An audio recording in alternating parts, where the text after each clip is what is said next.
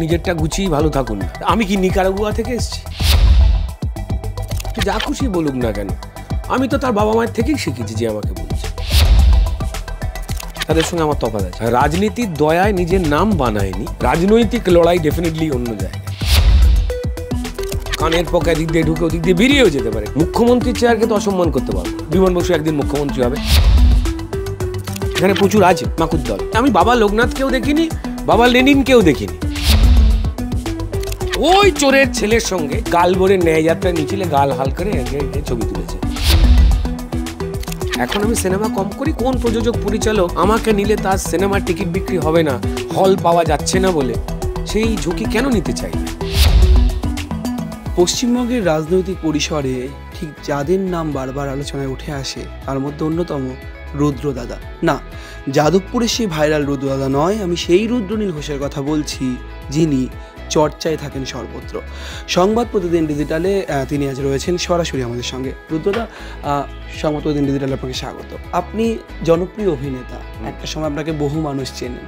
তার সত্ত্বেও দেখা যাচ্ছে রাজ্য বিজেপির অন্দরে অগ্নিমিত্রা পাল, আমি নাম বলছি, লকেট চট্টোপাধ্যায়রা ঠিক যতটা পরিমাণে জনপ্রিয়তা অর্জন করেছেন রাজনৈতিক পরিসরে তার দলের মধ্যে, সেখানে আপনি কি খানিকটা নিষ্ক্রিয়? মানে আপনি অনেকটা সেই বলা হয় তৃতীয় সন্তানের মতো। রুদ্রনীল ঘোষ কি সেরকম পর্যায়ে রয়েছে? না না না, একটা জিনিস ভালো করে দেখতে হবে যে পরিশ্রমটা কে কতদিন ধরে করছেন। দেখুন, লকেট চট্টোপাধ্যায়কে যদি আপনি দেখেন তো তাহলে বহু আগেই পশ্চিমবঙ্গের মাঠে ঘাটে রাস্তায় দাঁড়িয়ে পুলিশের সঙ্গে লড়াই করেছেন, সংঘর্ষ করেছেন, চিৎকার করেছেন। এবং তিনি কিন্তু সিনেমা জগতে ছিলেন, শিল্পী ছিলেন। তারপর থেকে 100% সেই দিক থেকে সরে এসে এই দিকেই শুধুমাত্র কনসেন্ট্রেট করেছেন এবং মন দিয়ে লড়াইটা করেছেন। আমাকে ওর থেকে বেশি পরিশ্রম করতে হবে, মানে সেই ধরনের প্রতিযোগিতায় বিজেপির কিন্তু কোনো স্ট্রাকচার করা নেই। তো তাই আর কি, আপনারা যে দুজনের নাম বললেন তারা অবশ্যই আমার বন্ধু এবং অত্যন্ত পরিশ্রমী দুজন মানুষ। তো তারা কিন্তু এমএলএ বা এমপি হয়েছে, তো ফলত তাদের কাজ করার জুরিসডিকশন বা পাওয়ারটা বেশি। আমি না এটাতে কোনো কিছু মনে করি না, মানে এটা মনে করবার মতো কারণ নয়। কারণ যারা বলছেন, মানে তাই যদি গিরগিটি বা টিকটিকি, আরশোলা, যা খুশি তাই, প্রজাপতি, রামধনু, সে যা খুশি বলুক না কেন, আমি তো তার বাবা মায়ের থেকেই শিখেছি যে আমাকে বলছে, তার দাদুর থেকে শিখেছি। পশ্চিমবঙ্গে যে বলছেন তার বাবা, তার মা, তার দাদু, ওরাই তো আমায় শিখিয়েছে।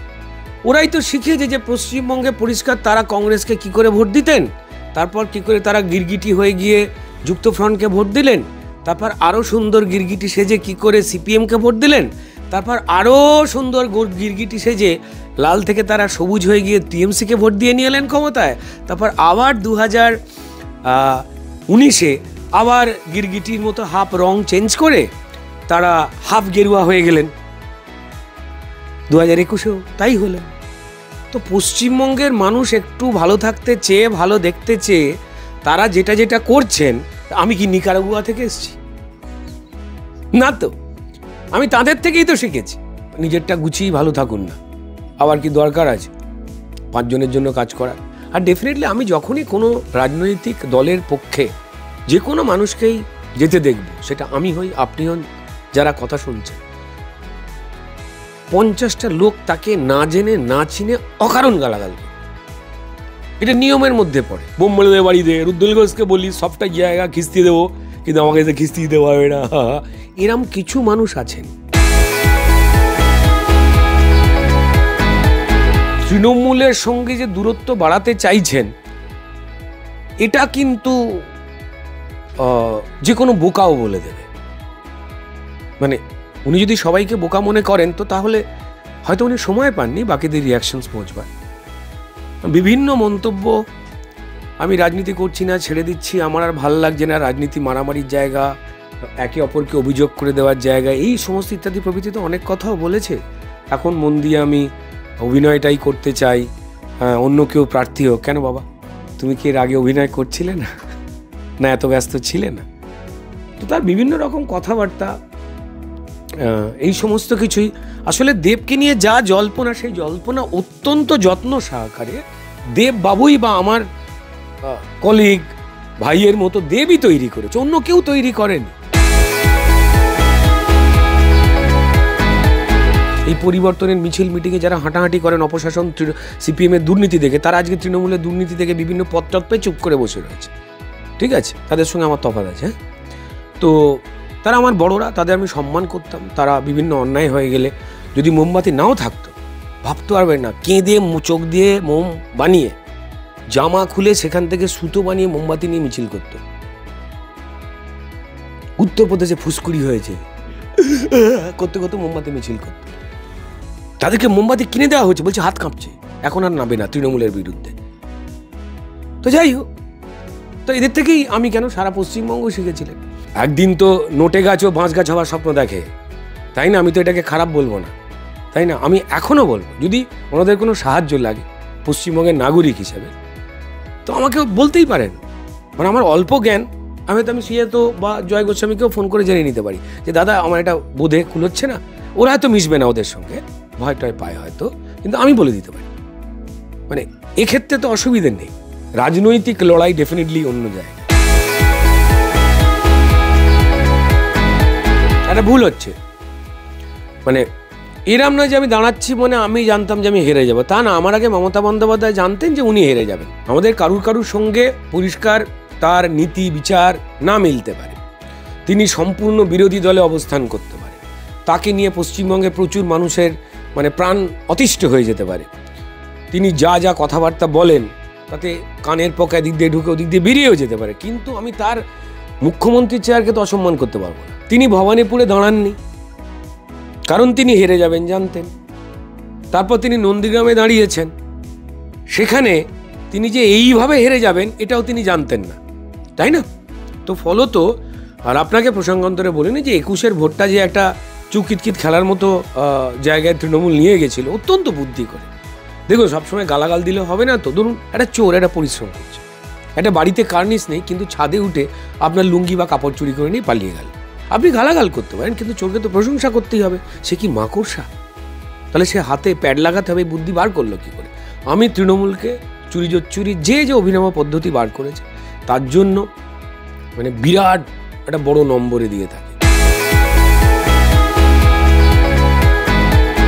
শেষ থেকে শুরু করি। প্রথমত হচ্ছে আমি তৃণমূলের বাড়িতে কোনোদিন যাইনি, ওগো না ওগো বলে যাইনি। সারা পশ্চিমবঙ্গের শিল্পী, লেখক, বুদ্ধিজীবী যারা পরিষ্কার লুটেরা সিপিএমকে ছাড়িয়ে দিয়ে একজন টালির চাল থেকে লড়াই করে উঠে আসা মহিলা, তিনি যখন সরকার গড়লেন মানুষের আশীর্বাদে, মানুষ তো বিশ্বাস করেছিল, গরিব রাজ্য, গরিব দেশ আমাদের, সেখান থেকে টালির চাল থেকে পরিষ্কার লড়াই করে একজন মহিলা উঠে আসছেন, সেটাকে মানুষ সম্মান দেবেন। আর তৃণমূল তো পার্টিকুলার কোনো রাজনৈতিক দলের ধামাধরা তো ছিল না, তারা কংগ্রেস, না তারা সিপিএম। তো ফলত যে কোনো দল থেকে মানুষ এসেছিল সিপিএমের অপশাসনকে দেখে। তো আমাকে দরকার ছিল, আমাকে তো পরিষ্কার তৃণমূলের দুজন মন্ত্রী বিশেষ করে তারা লাগাতার লেগেছিলেন যাতে আমি যাই, কথা বলি। মমতা বন্দ্যোপাধ্যায় সেখান থেকে আমার সঙ্গে কথা বলেন এবং তার কাছে স্পষ্ট করে আইবি রিপোর্ট ছিল যে আমি ছাত্র যুব নিয়ে আমি কি কি কাজ করি। আমার পাহাড়গুলোর নাম কি, নদীগুলোর নাম কি, যেগুলো আপনার আমার বা বাকি এখানে সব থেকে বড় যে মানুষটা রয়েছে শুনছে, কি নাম আমার নদীর, আমার পাহাড়ে? আল খাপতুন নাম, আল হিমালয়স্তি নাম, আল গঙ্গানু নাকি রোজেয়া নাম কোনো নদী আছে? না তো। এটা তো সনাতনীদের মাটি ছিল রে ভাই। সেইখানে মশলার ব্যবসা করতে গিয়ে যারা মুসলিম সুলতান তারা আসতেন এখান থেকে মশলা নিতে। আমাদের এখানে মন্দিরই ছিল, কোনো মসজিদ ফসজিদ ছিল না ভাই। যদি থাকতো তাহলে কোনো পরিষ্কার পাহাড় পর্বত যেগুলো পুরনো তাদের নাম ওই রকম হতো। রাম তো আজকের নয়, কৃষ্ণ তো আজকের নয়, আমাদের সনাতন তো পুজো তো বরাবরই এখান থেকে হয়ে আসছে। আমাদের মাননীয় মুখ্যমন্ত্রী ছোটবেলায় রাম রাম নিশ্চয়ই সাজতেন, এখন রাম শুনে দৌড়াদৌড়ি করেন। আমি জানি না উনি রামকৃষ্ণটা কি করে মেনে নেন, তাহলে রামপ্রসাদ কি করে মেনে নেন, কিংবা সীতারাম ইয়েচুরির সঙ্গে কি করে হ্যান্ডশেক করেন দিল্লি থেকে। এখানে সিপিএম পিপিএমদের খুনটুন করিয়ে না কি সব বলে লোকে, আমি জানি। তাই অন্য কে বলেছে যে পরিষ্কার এখানে ধর্মনিরপেক্ষ কথাটা করতে গেল? এর আগে শিল্পী ছিল না? এই যে পরিষ্কার রাম মন্দির উদ্বোধন হলো, আপনাদের কি মনে হয়? চাড্ডি রজনীকান্ত, অমিতাভ বচ্চন চাড্ডি, সচিন তেন্ডুলকর চাড্ডি, এখানে প্রচুর আছে, মাকুদ্দল আছে এবং তাদের উপরে শ্রদ্ধা রয়েছে, তবুও বলছি আছে। ওখানে যারা যারা গেছিলেন চাড্ডি, যারা রাম ঠাকুরকে পরিষ্কার বিশ্বাস করেন, ভালোবাসেন, সবার আগে কথাবার্তা বলতে গেলে সীতারাম ইয়েচুরিকে নিয়ে যান কোর্টে। ধর্মনিরপেক্ষতার মানে কি? আমি আমার ধর্মকে পালন করব, সম্মান করব, লালন করব, আমি অন্য ধর্ম সম্পর্কে পরিষ্কার আমিও সমান একটা মতামত রাখবো। অসুবিধা কোথায় হল? যারা বড় বড় আদর্শের বুলির কথাবার্তা বলেছে তারা নিজেদের আদর্শ রাখতে পেরেছে। যে সিপিআইএম, সমান অধিকার, যৌথ খামার, কি যেন বলতো, সর্বহারার দল নাকি? দেখুন, সর্বহারার দল ওদের বলতেই হবে। যখন আমরা ছোট ছিলাম তখন তো জানতামই না, তখন তো ডেফিনেটলি কংগ্রেস আর সিপিআইএম এই দুটো তো দল ছিল, দুটো দলের লড়াই হতো। আমাদের পাড়া যারা কংগ্রেস করতেন তারা কারখানার মালিক ফালিক গোছের ছিলেন, বড় লোক, বিরাট বড় লোক। তাদের পায়ে সাদা চটি, রোল গোল্ডের চশমা, ঝকঝকে রোল গোল্ডের সোনার মতো ঘড়ি, গিলে করা পাঞ্জাবি, আর সারা দেশে। তারপর এরাই ওই চোরের ছেলের সঙ্গে, যাদের ওরা চোর বলেছিল, গাল ভরে ন্যায় যাত্রার মিছিলে গাল হাল করে ছবি তুলেছে শতরূপ আর এই সুজন বাবুরা। যে কোনো বামপন্থী রাজনীতি খুব গরিব মানুষের কথা বলছে, একসঙ্গে ভাত খাওয়ার কথা বলছে। কথাগুলো কি শুনতে খারাপ নাকি? আর তখন তো আপনি জানেন না যে চীন, ভিয়েতনাম, কিউবা, রাশিয়ায় অ্যাকচুয়ালি কি হচ্ছে। তখন তো কেউ এত ফ্লাইটে যেতে পারতো নাকি, গিয়ে দেখে আসতে পারতো?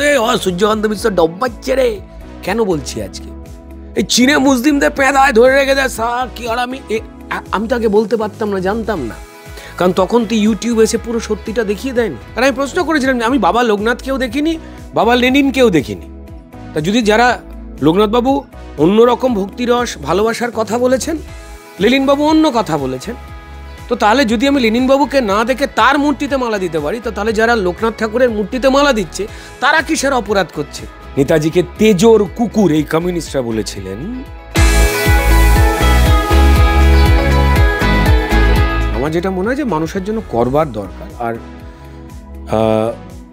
অনেক মানে ভাবনা চিন্তার বিষয় রয়েছে, মানে এটা প্রায় কল্পনার মতোই আর কি।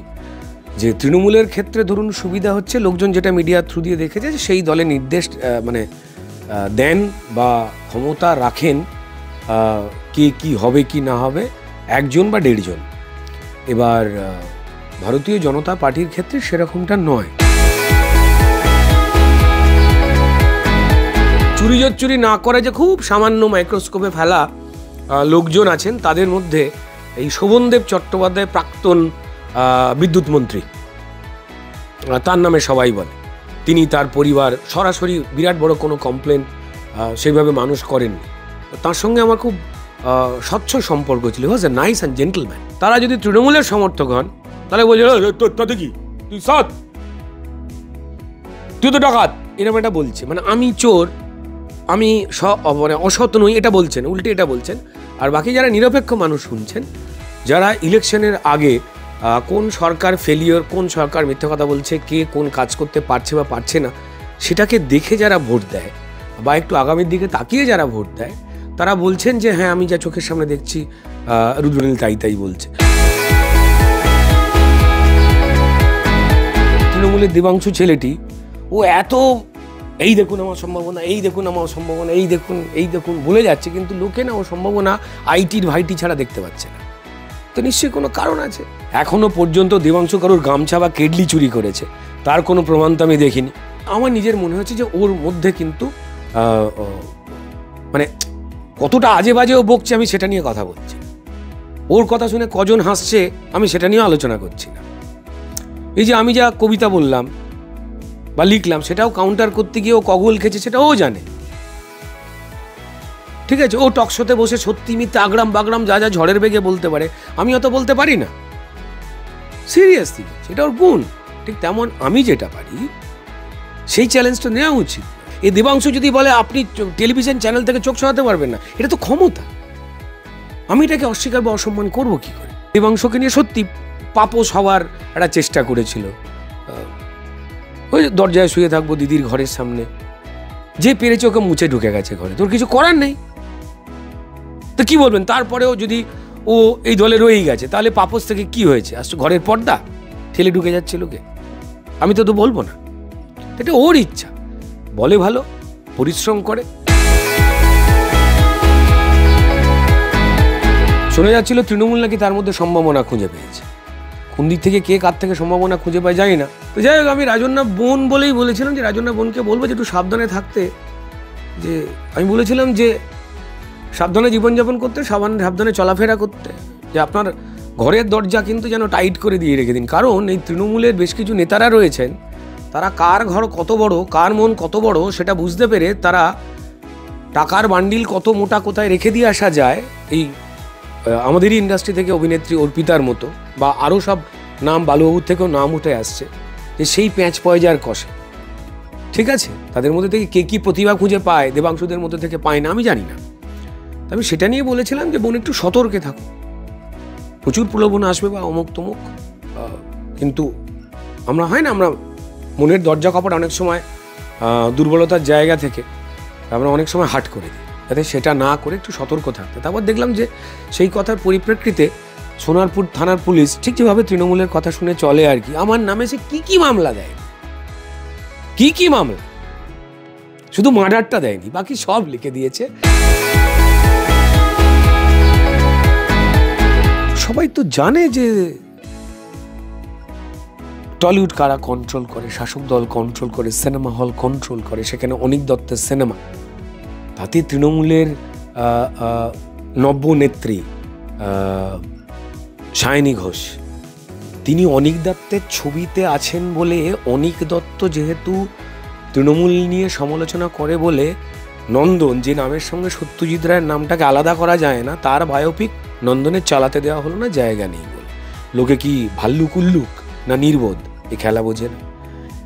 দেবের ছবি প্রজাপতি মিঠুন চক্রবর্তী আছে বলে যার ওপরে যার পর নাই বিরক্ত তৃণমূল, চালাতে দেওয়া হলো না। হ্যাঁ, এখন আমি সিনেমা কম করি, কারণ তৃণমূলীয় শক্তিতে পরিষ্কার টলিউড চলে।